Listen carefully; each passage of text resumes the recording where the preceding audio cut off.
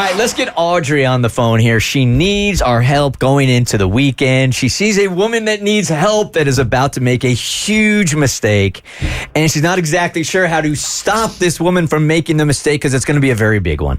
Hey, Audrey, good morning. Good morning. How are you? Good. All right, so you're trying to help out your brother's fiancée.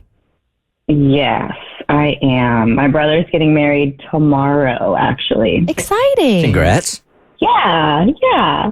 We'll see. Okay, this isn't very enthusiastic. To be continued. So, yeah, his fiance and all the bridesmaids, which I'm also a bridesmaid, are staying together at a hotel the night before, and then we're getting ready. And the thing is, one of the bridesmaids is a hairstylist, and the bride has told her that after the rehearsal dinner, she wants to chop her hair off to like a short pixie cut and dye it blonde, which, you know, she said she's always loved the look. And recently the groom, my brother, commented on how some girl they saw had a cute haircut. So now the bride wants to surprise my brother with a totally different hairstyle as she walks down the aisle. Oh, this is immediately regret. So the first time he sees her, he'll see these changes is right before they get married. Yeah. Okay? Yeah, as she's walking down the aisle. And listen, I know my brother is going to hate it. And I think it's a really bad idea, but I don't know if I should say something to him in order to stop it. No? Okay. How does she not know that this is a really bad decision? Like, usually when we're talking about weddings and stuff like that, Mo and I back out of the conversation because, look, this just resonates more with women than it does dudes. Sometimes we don't know the value of things going into a wedding. But even I know this one, like right before a wedding, you don't make drastic changes the night before. As a former bride, you get a little batty right before the wedding. Yeah. There's a lot of stress and you're not making rational decisions. I can totally see how someone would do this because I think this is like a deflection tactic. You don't want to think about everything that's going on with the wedding. So in order to distract yourself, you do something like this, which is a mistake. I think involving your brother and going behind your future sister-in-law's back is a bad idea and sets a bad tone for your all's relationship. But you should, at all cost, like jump on those scissors. Do not let her cut her hair. Because the way I would go and approach it with her, Audrey, is like, this day is supposed to be about your wedding, not about your new haircut. Like after the wedding, go get your new haircut and flaunt it. But the only thing people are going to be talking about at your wedding is your new haircut. Is that what you want? Or do you want them focusing on you and your groom? Don't take this moment away from him. It's about the both of you, even though we know it's all about the bride. And push this off for like a week.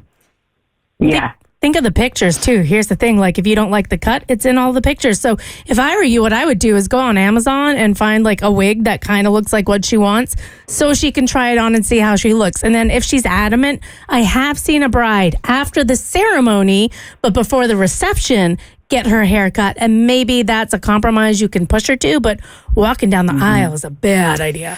Bert Show listener Emily has some advice for you here. Audrey is desperate to make sure that her future sister-in-law here doesn't make a huge mistake by cutting her hair and doing everything different right before the wedding. What do you got, Emily?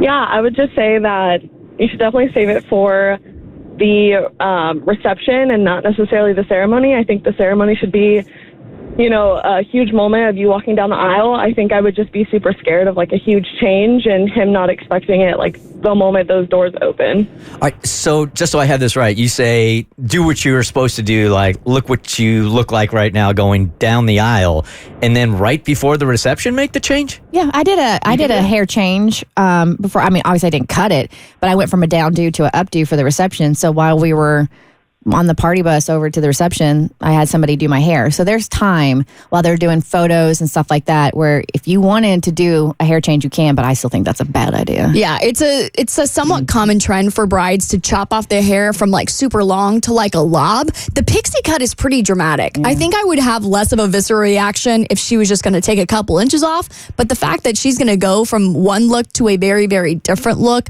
on a day that I'm sure your brother is pictured a little bit. I don't think the guys really get wrapped up in it. But I do think the one moment guys get excited for is the moment that you do see your Yes. bride walking down the aisle for the first time. So I think you should communicate that to her, that that's a really big moment for him.